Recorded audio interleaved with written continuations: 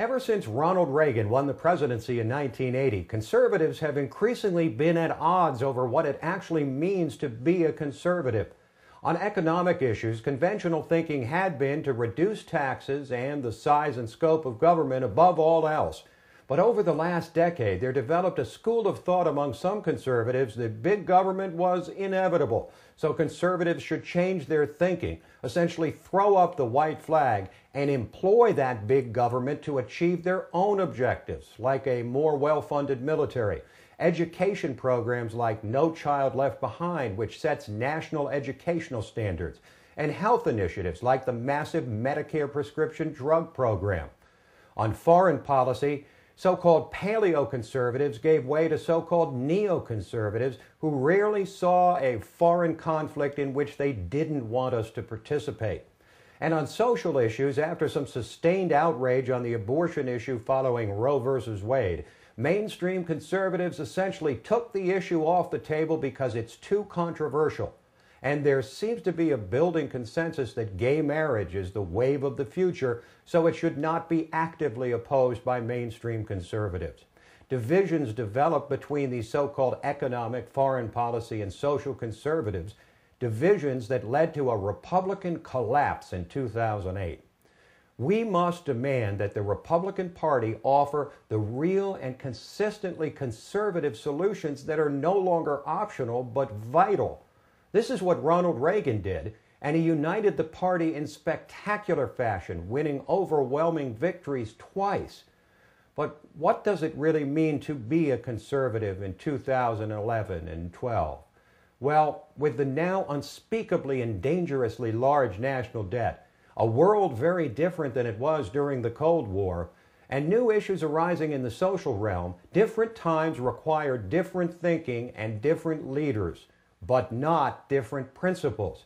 Conservatism must return to its roots, and that means standing for small government, lower taxes, and less regulation, period.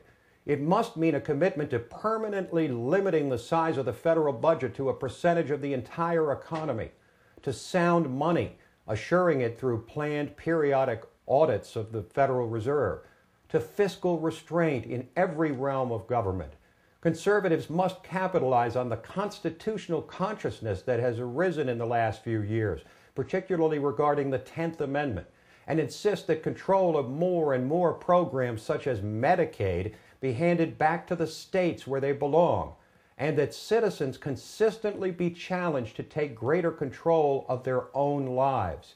Conservatives must use real discernment in limiting our foreign excursions to those that are demonstrably and undeniably in our national interest.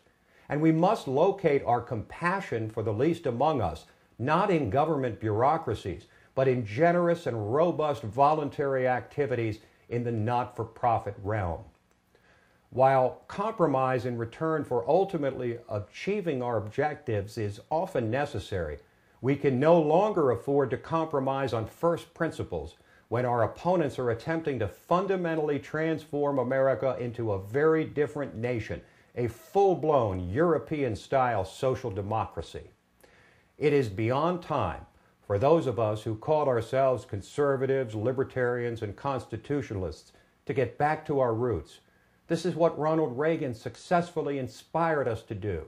And in 2012, with America on the brink and almost 90% of Americans disapproving of Congress, we can no longer afford to continue sending career politicians back to Washington because of name ID or money to fix the ever-deepening and dangerous problems they created. We can no longer afford to get this wrong. I vow that I will be faithful to all of these conservative principles as your next U.S. Senator from Virginia.